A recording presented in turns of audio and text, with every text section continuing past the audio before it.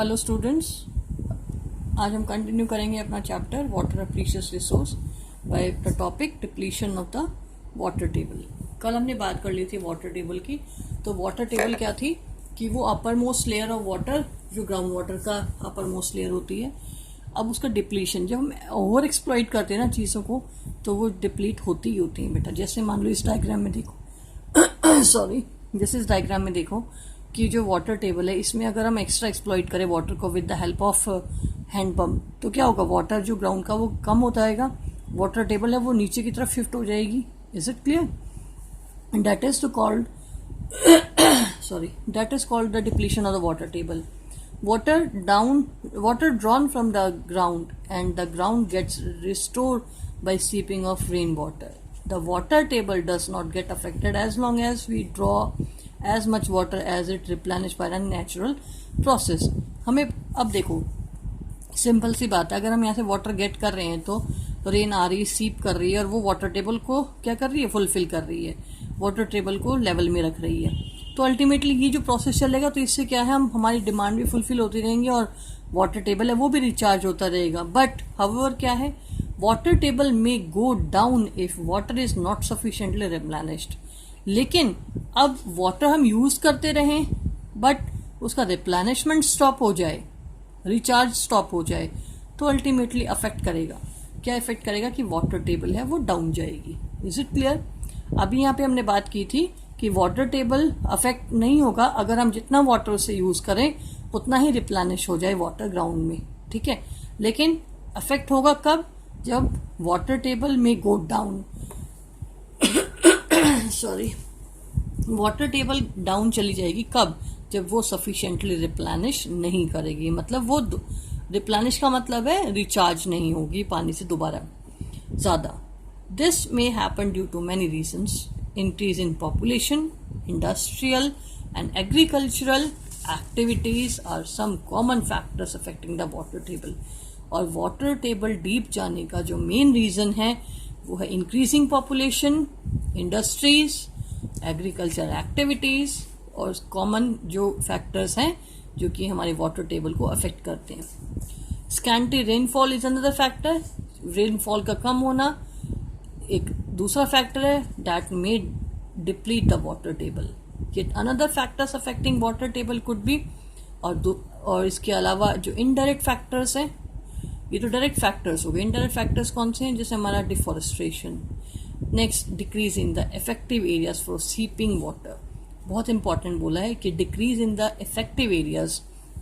अब देखो, वाटर सीप करने के लिए कच्चा एरिया चाहिए, लेकिन अब इतने मॉडर्नाइज हुए हैं कि हम जो एरियाज हैं उनको क्या कर देते, सीमेंटेड कर देते हैं, पक्का कर देते हैं। तो अल्टीमेटली वाटर सीप करने का रीजन मतलब पर्टिकुलर प्लेस रह ही नहीं जाता है, तो अफेक्टिव एरियाज है वो कम हो जाते हैं वाटर सीप होने के, क्योंकि फिर वो वाटर सड़कों से, रोड वगैरह से, हमारे जो पक्के फर्श वगैरह उनसे बह करके वो सीधा नालियों में जाते हैं, है या नहीं है। तो अल्टीमेटली अगर वो एरिया कच्चा हो तो वहाँ पे वाटर सीप कर जाता है और वो जो अंडरग्राउंड वाटर रिचार्ज हो जाता है। मीन्स ये एक अनदर फैक्टर है जो कि रिप्लेनिशमेंट ऑफ वाटर, जो वाटर टेबल है उसको अफेक्ट करता है, ठीक है। अब इन्हीं फैक्टर्स को हम वन बाय वन पढ़ रहे हैं। First of all, increasing population. Increasing population create demand for construction of houses, shops, offices, roads and pavements. Population बढ़ेगी तो डिमांड बढ़ेगा हाउसेस के लिए भी, शॉप्स के लिए भी। इन सब की मतलब एक पॉपुलेशन की डिमांड इन सभी को, ये चीजें फुलफिल करेंगी तो इन पे ये बनाने पड़ेंगे हमें। This decrease the open areas like park and play grounds. Ultimately open areas कम हो जाएंगे क्योंकि वहां पे क्या बन चुके हैं, शॉप्स, हाउसेज, रोड वगैरह बन चुके हैं। This in turn decrease the seeping off rain water into the ground. Ultimately space कम होगा तो वाटर सीप करने का, वाटर रिसने का सॉइल के अंदर वो एरिया कम पड़ जाएगा। What could be the consequence? और अल्टीमेटली क्या होगा, recall that a pakka floor does not allow water to seep easily. जैसे मैंने आपको थोड़ी देर पहले एक्सप्लेन किया था, अगर हम पक्का कर देंगे किसी एरिया को, सीमेंटेड कर देंगे, तो उसमें से वाटर सीप नहीं होगा। तो वही बात है कि पक्का फ्लोर जब बनेगा तो वाटर सीप इजीली नहीं करेगा, while in the grass lawn. लेकिन अगर ग्रास का लॉन है वहां पे इजीली सीप हो जाएगा through no in time, while in a grass lawn water seeps through in no time. Clear? Now Moreover, a huge amount of water is required for construction of construction works. अब बहुत सारा पानी चाहिए है construction work के लिए, क्योंकि हमें हाउसेस बनाने हैं, रोड्स बनाने हैं, ऑफिसेस बनाने हैं, शॉप्स बनाने, तो उनके लिए भी वाटर रिक्वायरमेंट होगी. Often underground is use for this purpose. हमने कल चैप्टर जब पढ़ा था तो उसमें बताया था कि जो कंस्ट्रक्शन वाले होते हैं वो आसपास के एरियाज में ही क्या कर लेते हैं, बोरिंग के थ्रू वाटर को निकालते हैं, अंडरग्राउंड वाटर को, और अपने जो कंस्ट्रक्शन है उनकी प्रोसेस को, वो कंस्ट्रक्शन की प्रोसेस को कंटिन्यू करते हैं. So on the one hand we are consuming more ground water. हम एक तरह से बहुत सारा वाटर कंज्यूम कर रहे हैं ग्राउंड वाटर का, बट उसके बजाय उसको रिप्लेनिश होने के लिए स्पेस भी कम दे रहे हैं, है ना. And on the other hand we are allowing less water to seep in to the ground. और उसको वाटर को सीप नहीं होने दे रहे क्योंकि हम वहां पे पक्का एरियाज बना रहे हैं. This result in depletion of water table. इससे क्या होगा, वाटर टेबल डिप्लीट होगी. In fact, the water table in some parts of many cities have go down to a alarming lower level. कई स्टेट्स में हमारे जो है मैनी सिटीज में वाटर है वो बहुत ज़्यादा लो चला गया है अपने लेवल से, वाटर टेबल जो है. Second factor, increasing industries. Water is used by all the industries. Almost everything that we use needs water. हमें पता है हमारी इंडस्ट्रीज पे किस पे डिपेंड है, वाटर पे. हम कोई भी काम करेंगे उसके लिए क्या जरूरत है, water. And its production process. The number of industries is increasing continuously. Water use by most of the industries is drawn from the ground. जो इंडस्ट्रीज भी हैं वो मेजरली अब किस पे डिपेंड करती हैं, अंडरग्राउंड वाटर को, अंडरग्राउंड वाटर पे, और उसी को यूज करती हैं. नेक्स्ट थर्ड है एग्रीकल्चर. अब majority of farmers in India depend upon the rain for irrigation their crop. हमारी किसान किस पे डिपेंड करते हैं, फार्मर्स, मेजरली रेन पे. Irrigation system such as canals are there only in a few places. ठीक है, इरिगेशन सिस्टम जैसे कैनाल सिस्टम सभी प्लेसेस में नहीं मिल पाता है. इवन दिस सिस्टम में suffer from lack of water due to erratic rainfall. Therefore, farmers have to use underground water for irrigation. Ultimately, canal system से सभी की डिमांड फुलफिल नहीं हो पाती है. खुद कैनाल सिस्टम डिपेंड करता है रेन पे, और रेन की जब स्कैरिटी होगी तो अल्टीमेटली जो पीपल है, फार्मर है, उसको किस पे डिपेंड करना पड़ेगा, ग्राउंड वाटर पे इरिगेशन के लिए. तो वो क्या लगाएगा, वो पंप्स लगाएगा, ट्यूबवेल्स लगाएगा, है ना, जो ग्राउंड वाटर से वाटर को लेके इरिगेशन को कंप्लीट करेगा. Population pressure on agriculture force increasing use of underground day by day. This result in depletion of the water table. Ultimately जब फार्मर भी इरिगेशन के थ्रू वाटर को लेगा तो वाटर टेबल डाउन जाएगी. Next, distribution of water.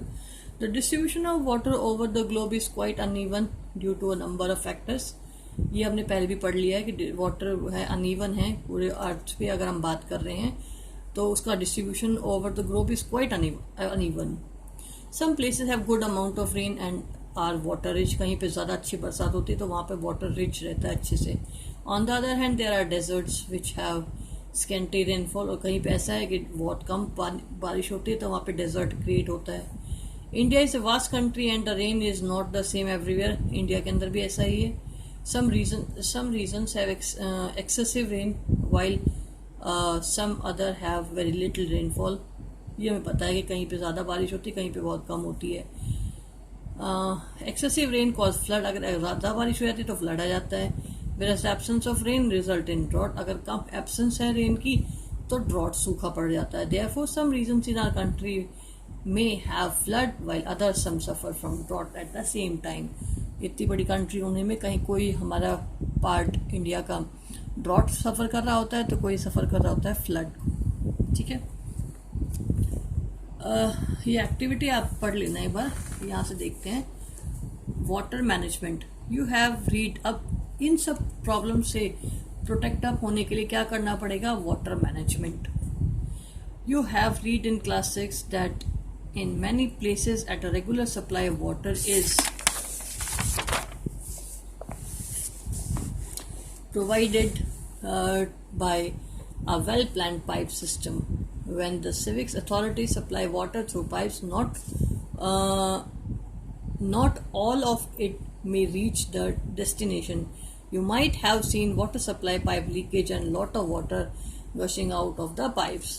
अब इसी problem को सॉल्व करने के लिए क्या है, जो वाटर सप्लाई सिस्टम है with the help of pipes plan की जाती है अथॉरिटीज से, बट जब डिस्टेंसेस जब लॉन्ग हो जाते हैं तो वहाँ पे कहीं ना कहीं माइट जो कंडीशंस ऐसे डेवलप होती हैं कि जो वाटर सप्लाई की जो पाइप्स है वो लीक अप हो जाते हैं और वाटर वहाँ से लॉट्स ऑफ वाटर है वो वहाँ से बह के निकल जाता है पाइप का जहाँ पे लीकेज होती है.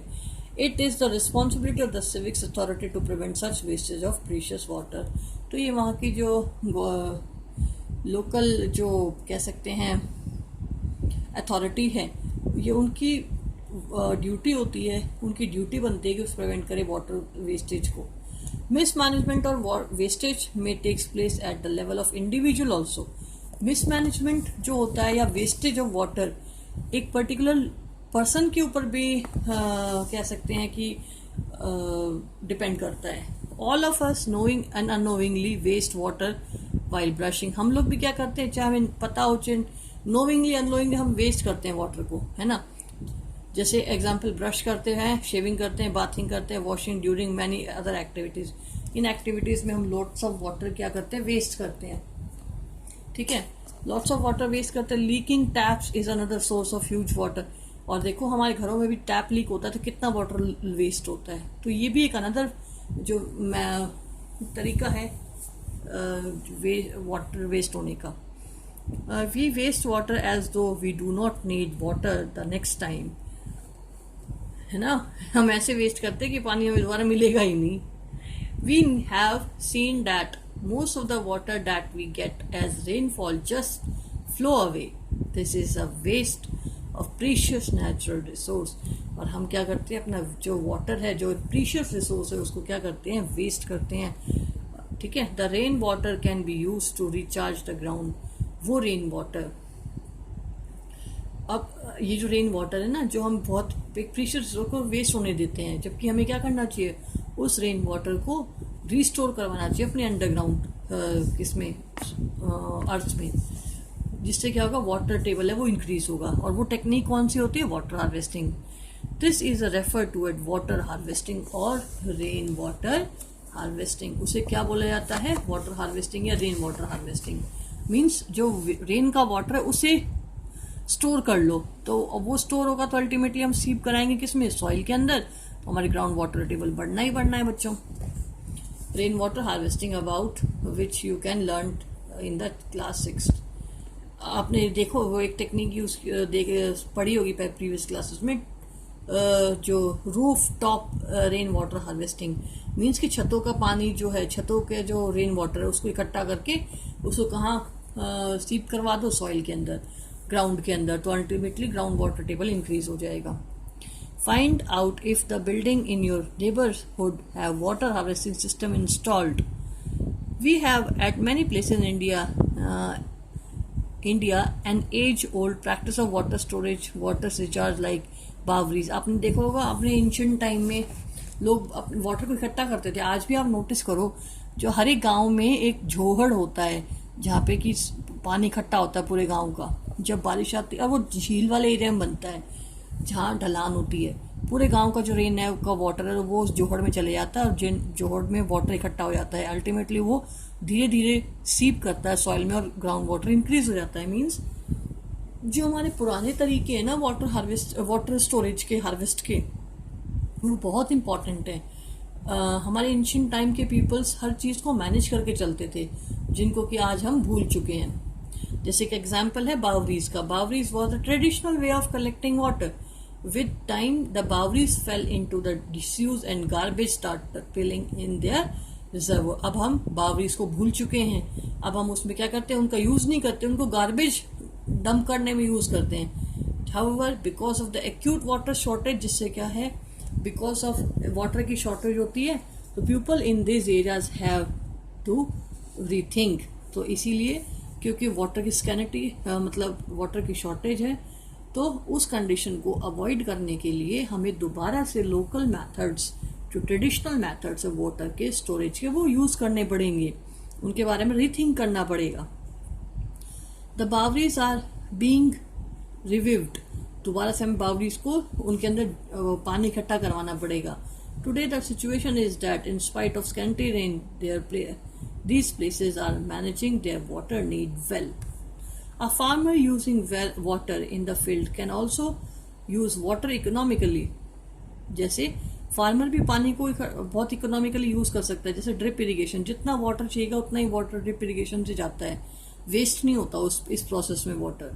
May be you have heard of drip irrigation. Drip irrigation is a technique of watering plant by making use of the narrow tubing which deliver water directly at the base of the plant. और plant के base में वो water जाता है और extra water waste नहीं होता है. ठीक है, तो ड्रिप इरिगेशन एक अच्छा टेक्निक है वाटर को मतलब कह सकते हैं इरिगेशन मेथड में, ड्रिप इरिगेशन. ठीक है, what role you can play, have you even, अब आप अपने बेसिस पे क्या रोल प्ले कर सकते हो. ठीक है, आप क्या कर सकते हो, ब्रश कर रहे हो तो टैप बंद कर दो. अगर आप शावर से नहाते हो तो आप उसकी जगह बकेट और मग यूज कर सकते हो. अगर अपनी गाड़ियां धोते हो उसमें आप पाइप वगैरह यूज ना करके आप सिर्फ बकेट और क्या कर सकते यूज कर सकते हो, बकेट यूज कर सकते हो, मग यूज कर सकते हो. Is it clear. स्कूल में भी आप अपना वाटर बहुत मैनेज करके यूज कर सकते हो. सेकंड, कोई टैप लीक हो रहा है उसको आप ठीक करा सकते हो, जैसे कि जो लीकिंग वाटर है उससे वाटर का वेस्टेज ना हो. मीन्स आप अपने खुद की बेसिस से बहुत सारी चीज़ें हैं वो कर सकते हो वाटर कंजर्वेशन में. Have you even show concern if you saw a tap leaking in your house, school और any other place. Leaking tap waste a lot of water. You must make efforts to stop this leakage. तो इसको भी आप prevent करा सकते हो. जो tap leak water होता है, देखो कहाँ कहाँ पे, हाउसेस में, स्कूल्स में. ठीक है, there are a number of ways you can adopt to minimise the wastage of water. बहुत सारे ऐसे मेथड इनको आप यूज कर सकते हो, जैसे मैंने आपको बताया था अभी. अगर आप फर्श को पोछा लगाते हो तो पोछा लगाओ बजाय कि उसको धोने के, क्योंकि फर्श जब हम धोएंगे तो वाटर ज़्यादा लगेगा. आप उसको मोप कर दीजिए. ठीक है, with the help of mop. Next, there are many ways you can adopt to minimise the wastage of water. Let us begin. We have given a few examples add on. हमारे पास कुछ methods हैं. जैसे first हमारा हो गया क्या, water wise habits क्या है. Turn off tap while brushing, जैसे मैंने आपको बता ही दिया कि हमारे कुछ हैबिट्स हैं. मोप द फ्लोर इंस्टेड वॉशिंग. ठीक है, effect of water scarcity on the planets और ऑन द प्लांट्स. सॉरी, क्या इफेक्ट होता है वाटर की कमी का जब प्लांट्स पे. तो ये तो आपको इजीली पता है कि प्लांट को वाटर नहीं मिलेगा तो अल्टीमेटली सॉइल है प्लांट है उसका फोटोसिंथेसिस स्टॉप हो जाएगा, ऑक्सीजन प्रोडक्शन बंद हो जाएगा. You must have seen potted plants wilting and ultimately drawing. आपने देखा होगा पौधों जो गमलों के जो पौधे होते हैं वो सूख जाते हैं, ड्राई अप हो जाते हैं, विल्टेड हो, उनकी पत्तियां सिकुड़ जाती हैं, ड्राई हो जाती हैं. If they did not get water even a few days. देखा होगा ना आपने, जब उनको पानी नहीं दोगे तो सूख जाती हैं. You have already learnt in chapter 1 the plants need water to get nutrients from soil to prepare their food. ठीक है, प्लांट अपना फूड प्रिपेयर किसकी हेल्प से करते हैं, वाटर मिनरल्स की हेल्प से भी करती हैं. तो उनको वही नहीं मिलेगा तो उनकी फोटोसिंथेसिस प्रोसेस है वो कंटिन्यू नहीं रह पाएगी. Just imagine the consequences if water is not available to the plants.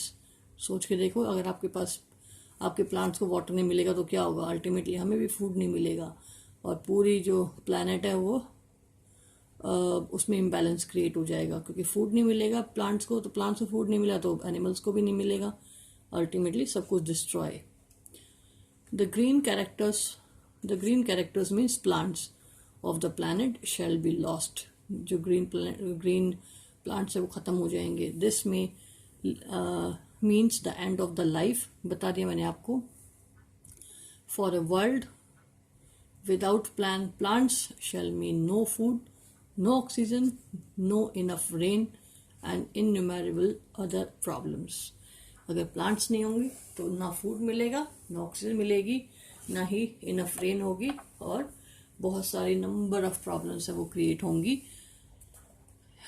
Due to lack of the plants. Is it clear. यहाँ पे चैप्टर हमारा कंप्लीट होता है बच्चों. अब आगे मैं आपको नेक्स्ट क्लास में इसके कीवर्ड्स और क्वेश्चन आंसर्स क्लियर कर दूंगी। ओके क्लास, आप रीड कर लीजिएगा, कोई डाउट हो फिर मुझे बताइएगा, कमेंट सेक्शन में ऐड कर दीजिएगा। मैंने आप कई बच्चों ने ये कहा था कमेंट सेक्शन में, मुझे कमेंट आए कि उनके पास बुक्स नहीं है तो वो एग्ज़ाम की प्रिपरेशन कैसे करें। इसीलिए मैंने आपको जो एग्ज़ाम में चैप्टर आ रहे हैं उनकी एनसीईआरटी से पीडीएफ बना के मैंने भेज दिए, 2 चैप्टर की, चैप्टर 1 और चैप्टर 3 की। आप वहाँ से देख लीजिएगा और रीड कर लीजिएगा। ओके।